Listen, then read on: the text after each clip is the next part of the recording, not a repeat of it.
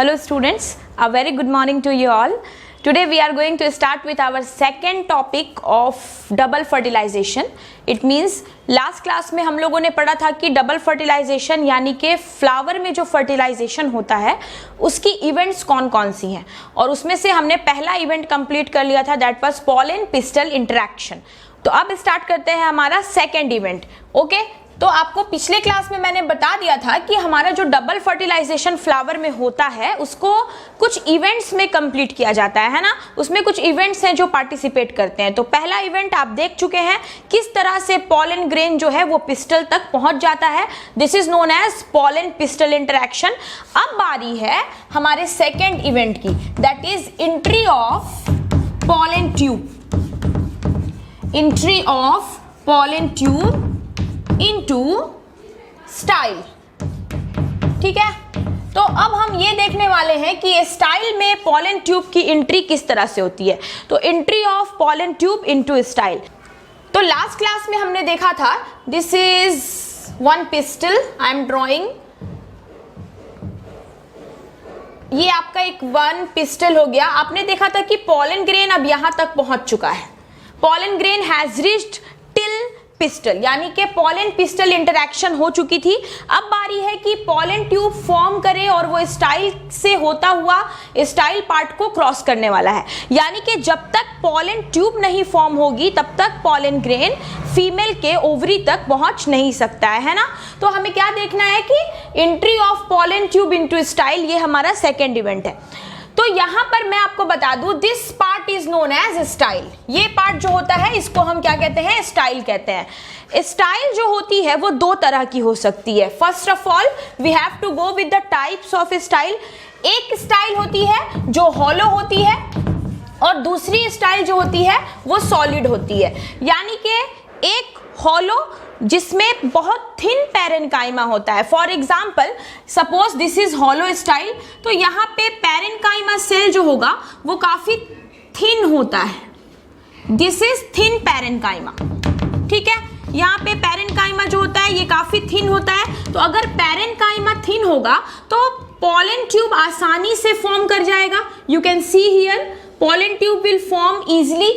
तो ऐसा स्टाइल जिसमें पैरेन्काइमा काफी थिन होता है और पॉलन ट्यूब आसानी से फॉर्म कर जाता है, this is known as hollow style. इसी को हम क्या कहते हैं, हॉलो, यानी कि खोखला, खाली है यहाँ का स्पेस, तो ये आराम से इसके अंदर मूव ऑन हो जाएगा.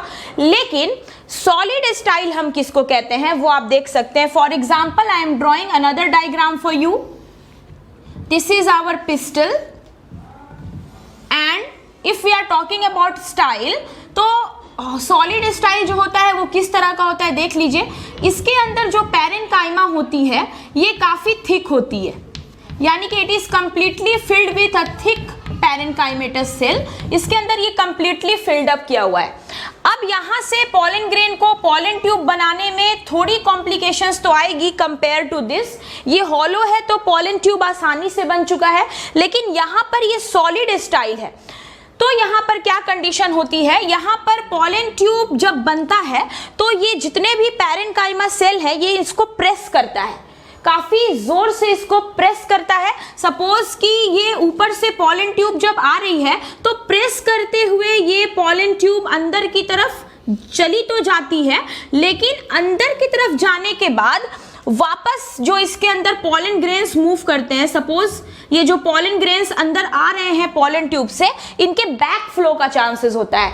क्यों बैक फ्लो का चांसेस होता है, किसी चीज को अगर आप काफी जोर से प्रेस कर रहे हो और उसके हेल्प से कोई चीज नीचे आ रही है तो प्रेशर हटते ही ये वापस बैक फ्लो होने का चांसेस होता है. इसका बैक फ्लो हो सकता है इजिली. तो इसके लिए क्या होता है, जैसे जैसे पॉलन ग्रेन्स, सपोज जैसे जैसे पॉलन ग्रेन्स नीचे की तरफ आते जाते हैं, यहाँ पर एक प्लग बनती जाती है, यानी कि रास्ता जो है वो ब्लॉक कर दिया जाता है. And this block pathway is known as callose plug. इसको हम कहते हैं कैलोज प्लग. तो बैक फ्लो को रोका जाए, जैसे ही पॉलन ग्रेन नीचे की तरफ आ जाता है, ये जो हमारा पॉलन ट्यूब है इसमें बीच बीच में एक प्लग बन जाता है, that plug is known as callose plug, और वो रास्ते को ब्लॉक कर देता है ताकि दोबारा से पॉलन ग्रेन बाहर की तरफ पुश ना हो सके। ठीक है, suppose I M again drawing a very clear diagram for you. Suppose this is style, और आपको मैंने बताया कि यहाँ से पॉलन ट्यूब की एंट्री हो चुकी है और पॉलन ट्यूब के साथ साथ पॉलन ग्रेन्स भी मूव कर रहे हैं। जैसे जैसे पॉलन ग्रेन्स नीचे आते जाएंगे, अलग अलग स्पेस पर कैलोस प्लग बनता जाता है। कैलोस प्लग बनने से फायदा ये होता है कि पॉलन ग्रेन का बैक फ्लो नहीं होता है, पॉलन ग्रेन्स आसानी से आ गए, और बार बार अपोजिट प्रेशर अगर लगाया भी जाए इन पैरेन्काइमेटस सेल के जरिए जो दबे हुए थे, फिर भी पॉलन ग्रेन बाहर नहीं जाएगा, क्योंकि पॉलन ट्यूब में कैलोस प्लग से क्या कर दिया गया, इसको रेजिस्ट कर दिया गया, उस पाथवे को ब्लॉक कर दिया गया है। तो यहां मुझे आपको यही समझाना था कि स्टाइल हमारी दो तरह की होती है, एक हॉलो स्टाइल और एक सॉलिड स्टाइल।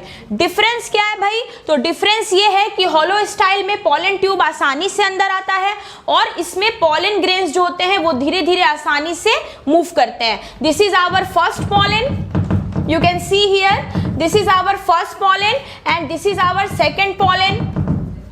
आपको पता है कि एक male gamete consist of 2 pollen grains है ना, मेल गैमेट जो होते हैं वो 2 पॉलन ग्रेन्स उसमें कंसिस्ट होती है। तो देखिए यहाँ पर ये दोनों पॉलन ग्रेन्स जो होते हैं वो धीरे धीरे आसानी से मूव कर जाते हैं।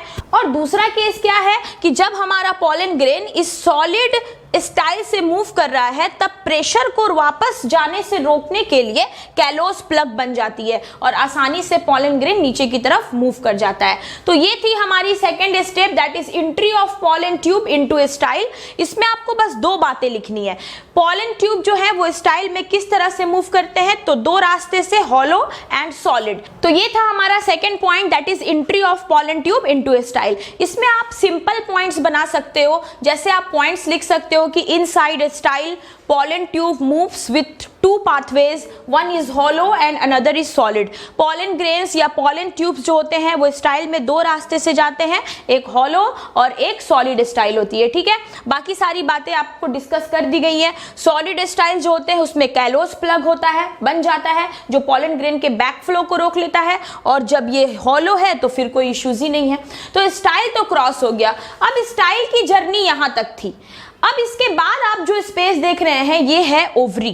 अब हमारा मकसद ये है कि हम अपने अगले टॉपिक पर आए, that is entry of pollen tube inside ovule. क्योंकि आपको पता है कि फ्लावर की ओवरी में पहुंचने से पहले ये ओव्यूल बना हुआ है अंदर में। हमने इसके पहले टॉपिक्स में ओव्यूल को काफी डिफाइन करके पढ़ा है, तो आपको पता होता है कि ये ओव्यूल्स होते हैं और ओव्यूल्स के अंदर प्रेजेंट है ओवरी। ठीक है, ओवरी में प्रेजेंट है एग। तो पॉलन ग्रेन को फाइनली तो फ्यूजन या फर्टिलाइजेशन एग के साथ करना है, लेकिन पॉलन ग्रेन यहां तक आएगा कैसे? तो पहली चीज, सबसे पहले तो पॉलन ट्यूब को इस ओव्यूल को क्रॉस करना होगा।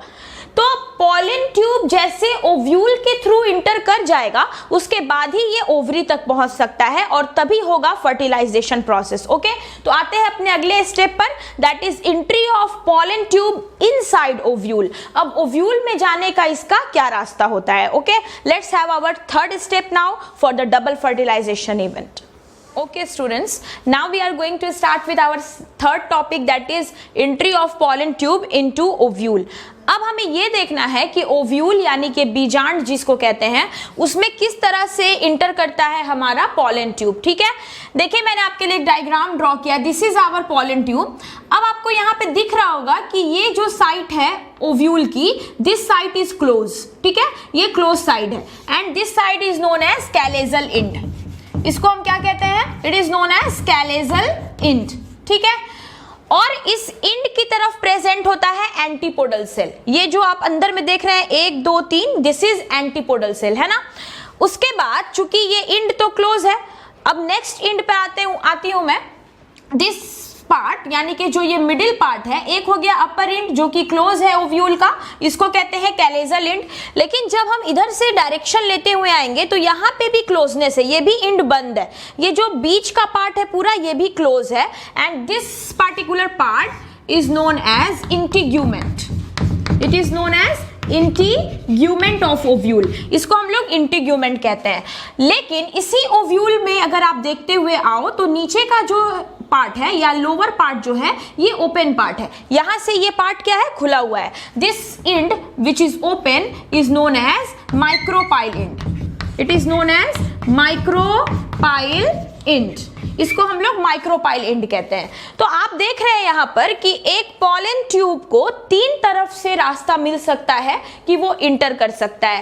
पहला एक कैलेजल एंड, लेकिन ये एंड तो क्लोज है तो यहां से तो पॉलन ट्यूब की एंट्री नहीं हो सकती है।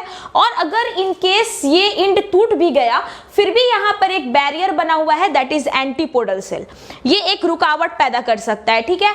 उसके बाद आते हैं अपने सेकेंड रास्ते की तरफ। मान लीजिए ये हमारा जो पॉलन ट्यूब है ये बीच से इंटर करना चाहे तो बीच से इंटर करने पे भी इसे डबल वॉल, ओव्यूल की जो इंटीग्यूमेंट पार्ट होती है ये डबल है ना, आप देख सकते हो। तो हम लिख सकते हैं यहाँ पे कि इंटीग्यूमेंट दो में बटा हुआ है, एक आउटर और दूसरा इनर। डायग्राम में आप देख सकते हो ये जो वॉल है दिस इज आउटर वन और इसके अंदर चले गए तो दिस इज इनर वन।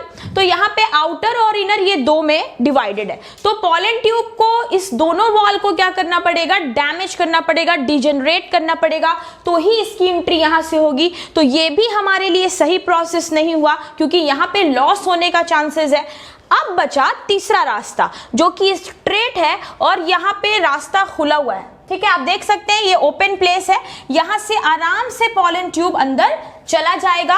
और आपको पता है कि पॉलन ट्यूब के अंदर suppose I am taking this is our first pollen grain and this is our second pollen grain, this is first pollen and this is our second pollen. तो हमारे pollen tube के अंदर pollen grains मौजूद हैं। अब इस रास्ते से पॉलन ट्यूब जाएगा, दैट इज माइक्रोपाइल एंड से जाएगा, तो काफी आसानी से पॉलन ग्रेन अंदर जा सकता है। और आपको पता है यहाँ पे ये जो दो सेल्स आपको दिख रही हैं दिस इज साइनर्जिड सेल। हमने अपने डायग्राम में किया है, जब हम ओवरी का डायग्राम कर रहे थे तब हमने ये सारे पार्ट्स दिखाए हैं आपको डायग्राम में। तो this is known as synergid. Synergid के पास पावर होती है कि ये पॉलन ग्रेन को अपनी तरफ अट्रैक्ट करता है, अपनी तरफ खींचता है। तो पॉलन ग्रेन को ये अपनी तरफ अट्रैक्ट करेगा तो इससे पॉलन ग्रेन आसानी से एग के साथ फ्यूज हो जाएगा और हमारा फर्टिलाइजेशन का प्रोसेस आसानी से पूरा हो जाएगा। तो देखिए कैलेजल एंड जो होती है, जब पॉलन ट्यूब अगर in case pollen tube chalazal end से इंटर करता है तो ऐसा तो चांसेस की प्रोबेबिलिटी बिल्कुल नहीं होती है, लेकिन if it happens it is known as chalazogamy. Chalazogamy हम इसको कहते हैं।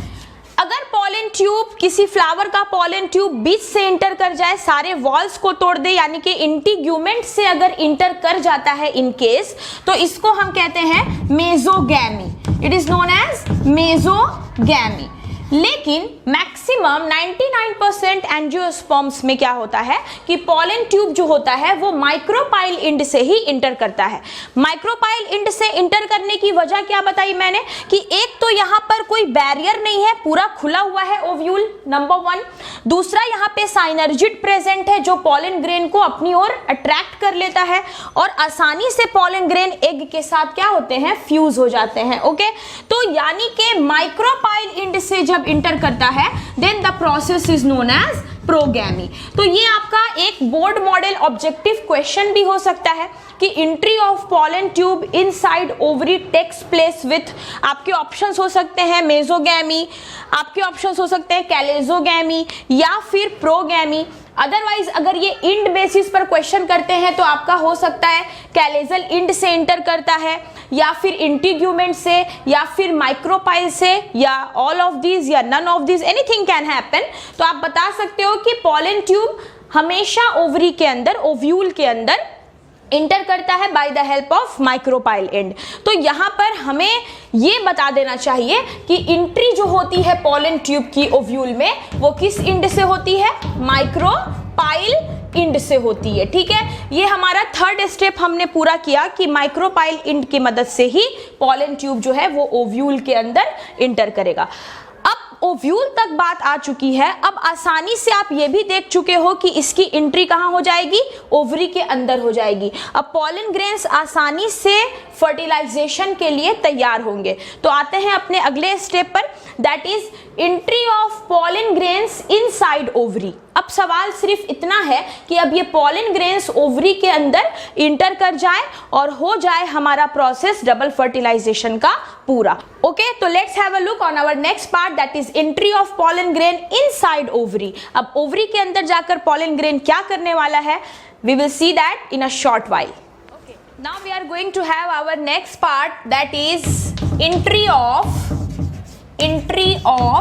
pollen grain. अब बात pollen grain की है, pollen grain into embryo sac. अब हम embryo sac के अंदर pollen grain की एंट्री देखने वाले हैं, यानी कि embryo sac में pollen grain की एंट्री कैसे होती है और क्या होने वाला है इसका रिजल्ट। तो चलिए सबसे पहले बनाते हैं एक embryo sac. This is our embryo sac. और एक embryo sac के अंदर आपको पता है ये हो गए हमारे antipodal cell, these are antipodal cell, ठीक है। ये नीचे में प्रेजेंट होता है, these are commonly known as synergid cell. इनको हम क्या कहते हैं, synergid cell कहते हैं।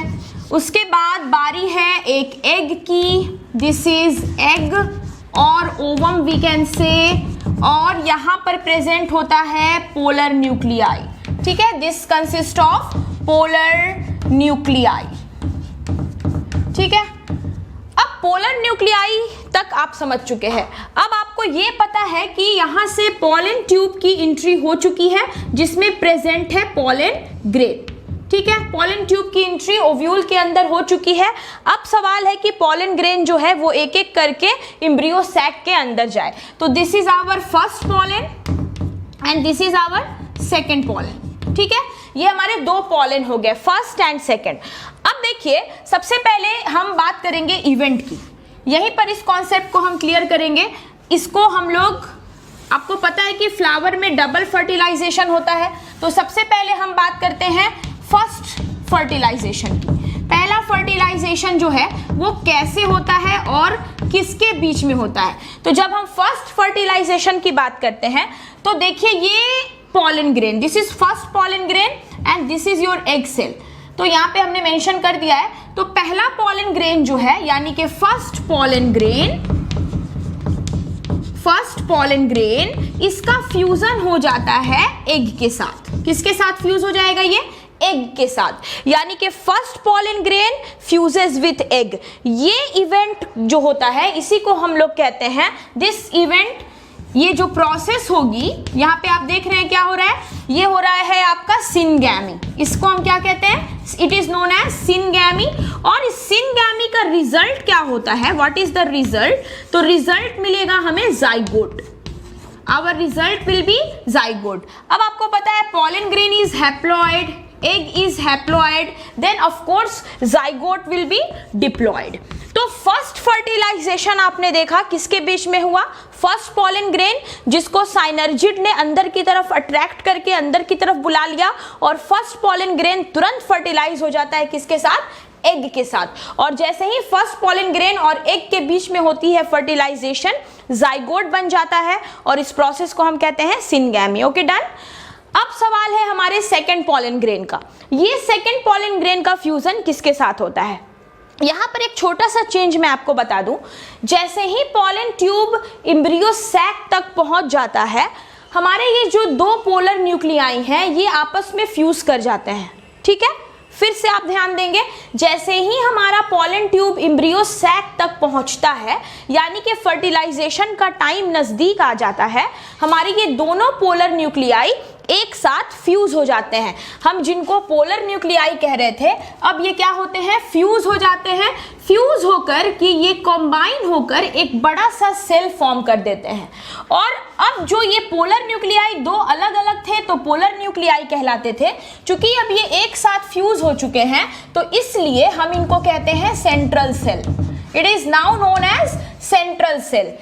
तो आपने क्या चेंज देखा कि जैसे पोलन ट्यूब की एंट्री एम्ब्रियो सैक तक होती है, हमारा पहला फर्टिलाइजेशन होता है, ठीक उसी वक्त दोनों छोटे छोटे पोलर न्यूक्लियाई एक साथ फ्यूज हो जाते हैं और फ्यूज होकर ये बनाते हैं सेंट्रल सेल, जो कि हो जाता है 2n। अब ये चूंकि यहाँ पर n और n दो छोटे छोटे पोलर न्यूक्लियाई थे, फॉर एग्जाम्पल क्या था पहले का कंडीशन, पहले की कंडीशन ऐसी थी, ये n और ये n, अब ये दोनों क्या होते हैं आपस में फ्यूज हो जाते हैं, फ्यूज होकर ये बनाते हैं central cell, that is 2n। तो यहाँ पे अब आपको सेंट्रल सेल बन गई है, यानी कि अब बारी है सेकेंड फर्टिलाइजेशन की। चलिए बात करते हैं सेकेंड फर्टिलाइजेशन की। सेकेंड फर्टिलाइजेशन किसके बीच में होना है? तो सेकेंड फर्टिलाइजेशन में मैं आपको बता दूं कि सेकेंड पॉलन ग्रेन, यानी कि अब हमारा सेकेंड पॉलन ग्रेन जो है ये फ्यूज कर जाएगा सेंट्रल सेल के साथ, जो कि पहले से क्या है, डिप्लॉयड है। तो हम यहाँ लिख सकते हैं फ्यूजेस विद, आप पोलर न्यूक्लियाई भी लिख सकते हो अनडाउटली। पोलर न्यूक्लियाई यानी कि दो अलग अलग न्यूक्लियाई जो फ्यूज होकर अब सेंट्रल सेल बन चुके हैं, लेकिन ये सेंट्रल सेल के अंदर जो फ्यूज किया हुआ न्यूक्लियाई है वो पोलर न्यूक्लियाई ही है। तो आप यहाँ पे सेंट्रल सेल भी लिख सकते हो या आप यहाँ पे पोलर न्यूक्लियाई भी लिख सकते हो। Undoubtedly it is, you can write here polar nuclei 2, आप यहाँ पे पोलर न्यूक्लियाई भी लिख सकते हो। तो सेंट्रल सेल या पोलर न्यूक्लियाई के साथ हमारा दूसरा पॉलन ग्रेन फ्यूज होता है। अब मैं आपको बता दूं कि पॉलन ग्रेन n था, आपकी सेंट्रल सेल पहले से 2n है, और इस प्रोसेस को हम क्या कहते हैं? The process is known as triple fusion. क्या कहते हैं हम इस प्रोसेस को? इस प्रोसेस को हम कहते हैं ट्रिपल फ्यूजन। क्यों ट्रिपल फ्यूजन? यहाँ पे n और ये 2n, 2n और 1, n तीन चीज हो गई, यानी कि 3n हो गया। तो यहाँ पे तीन चीजें आपस में फ्यूज कर रही हैं, that is why it is known as triple fusion. और इसका रिजल्ट जो बनता है ये कहलाता है endosperm. Result is known as endosperm, that is of course 3n यानी कि ट्रिप्लॉइड। तो इसका जो रिजल्ट होगा वो क्या होगा? इंडोस्पर्म होगा, जो क्या है नेचर में? ट्रिप्लॉइड है ना। तो क्यों ये ट्रिप्लॉइड है? क्योंकि यहाँ पर पॉलन ग्रेन हैप्लॉइड है, पोलर न्यूक्लियाई या सेंट्रल सेल डिप्लॉयड है। इन दोनों के फ्यूजन से जो रिजल्ट होगा वो ऑटोमेटिक 3n यानी कि ट्रिप्लॉयड होगा। यानी कि यहां पर जब प्रोसेस हो गई तो इसके बाद का जो डायग्राम होगा वो क्या होगा? After fertilization. If we are talking about post fertilization, जैसे फर्टिलाइजेशन खत्म होता है उसके बाद एक छोटी सी टॉपिक आप वहां पर ऐड कर देना, दैट इज पोस्ट फर्टिलाइजेशन। जैसे ही फर्टिलाइजेशन हो जाता है तो क्या चेंजेस देखने के लिए मिलेगा आपको? बताइए। यहां पर बन चुका है हमारा जाइगोट, अब जाइगोट बन चुका है यहाँ पे, और जो पोजीशन यहाँ थी यहां पर हमने बना लिया है इंडोस्पर्म, यहां पर बन चुका है इंडोस्पर्म। तो अब आपको फर्टिलाइजेशन के बाद ये दो चीजें दिख रही हैं, एक एम्ब्रियो सैक के अंदर जाइगोट का फॉर्मेशन और इंडोस्पर्म का फॉर्मेशन, है ना। इंडोस्पर्म जो होती है, इस इंडोस्पर्म को वी ऑल्सो से इट, हम लोग इस इंडोस्पर्म को प्राइमरी इंडोस्पर्म न्यूक्लियस भी कहते हैं। It is also known as primary endosperm nucleus, ठीक है। इसको प्राइमरी इंडोस्पर्म न्यूक्लियस भी कहा जाता है, that is PEN, primary endosperm nucleus, है ना। प्राथमिक भ्रूणपोष केंद्रक इसको कहते हैं। तो ये फॉर्म कर गया है। अब आप सोच रहे होंगे कि अंदर में ये दोनों तो चेंज हो गए, तो फिर ये दोनों चीजें बन गई हैं, लेकिन ये एंटीपोडल और साइनर्जिड कहाँ गया? अंदर तो ये दोनों भी था। तो एंटीपोडल सेल और साइनर्जिड ये सब डीजेनरेट हो जाता है, सब कुछ क्या होता है? डीजेनरेट हो जाता है, बिखर जाता है, क्योंकि अंदर में जो मेन काम था वो हो चुका है। अब ये धीरे धीरे ग्रोथ करेंगे, इनका जाइगोट का ग्रोथ होगा, इंडोस्पर्म ग्रो करेगा, तो ये इधर वाले और इधर वाले जो बैरियर हैं वो दोनों क्या हो गए? डीजेनरेट हो गए, बिखर गए। तो ये था हमारा डबल फर्टिलाइजेशन इवेंट, यानी कि फर्स्ट फर्टिलाइजेशन और सेकंड फर्टिलाइजेशन। तो एग्जाम के पॉइंट ऑफ व्यू से मैं आपको बता दूं, एग्जाम में ये शॉर्ट क्वेश्चंस भी पूछे जाते हैं। What do you mean by double fertilization in a flower? फूलों में दोहरे निषेचन से आप क्या समझते हैं? अगर ये क्वेश्चन आपसे 2 मार्क्स में पूछा जाएगा, आप CBSE बोर्ड से हो, आप बिहार बोर्ड से हो, आप अदर बोर्ड से हो, तो आपसे 2 मार्क्स में अगर ये पूछा गया तो ये आपको मार्क्स दिलाएगा, क्योंकि आप आपका फर्स्ट फर्टिलाइजेशन और सेकंड फर्टिलाइजेशन को आपने प्रॉपरली अरेंज करके लिखा है, जिसमें बहुत ज्यादा लिखा नहीं गया है, लेकिन ये इतनी स्टैंडर्ड वे ऑफ डिमॉन्स्ट्रेशन है जिससे आपको काफी अच्छे मार्क्स मिलते हैं। अदरवाइज ये क्वेश्चन ज्यादातर, मैं बिहार बोर्ड के स्टूडेंट्स की बात करूं तो ये 5 मार्क्स में पूछा जाने वाला सवाल रहा है, क्योंकि इस प्रोसेस में कई इवेंट्स हैं और हर इवेंट्स पे आपको मार्क्स मिलती है। यानी कि हमने स्टार्टिंग किया था पॉलन पिस्टल इंटरेक्शन से, वहां से आते हुए हमें सम अप करना होगा डबल फर्टिलाइजेशन पर। यानी कि जो भी इवेंट्स हमने पढ़े हैं सबको एक साथ डायग्रामेटिकली करके हम रिप्रेजेंट करते हैं, तो हमें काफी अच्छे मार्क्स इसमें मिलते हैं। तो best of luck for all my dear students. अच्छा से पढ़ाई कीजिए, ध्यान से पढ़ाई कीजिए और आपको एग्जाम में सभी मार्क्स प्रॉपर्ली मिले, इसके लिए बहुत जरूरी है कि आप हर पॉइंट को बहुत प्रॉपर्ली डिस्कस करें। ओके, तो ये थी हमारी डबल फर्टिलाइजेशन की टॉपिक, जो कि आज हमारी फिनिश हो गई। Soon we are going to start with our next topic, that is endosperm. अब बारी है अगली जो टॉपिक है हमारी, अगली टॉपिक हमारी ये होगी कि ये इंडोस्पर्म का रोल क्या है, ये क्या रोल प्ले करता है। अब आपको ये तो समझ आ गया है कि जाइगोट का क्या काम है, तो जाइगोट डेवलप होगा, new flowers, new fruits develop करेगा ये। लेकिन ये इंडोस्पर्म जो है इसका क्या रोल है, what is the role of endosperm inside embryo sac. एक एम्ब्रियो सैक में इंडोस्पर्म क्या करता है, यही है हमारी अगली टॉपिक। तो मिलते हैं आपसे बहुत जल्दी अपनी नेक्स्ट टॉपिक के साथ। Till then please share and please like and subscribe the videos as much as you can, because your support is very much important for me. Thank you so much.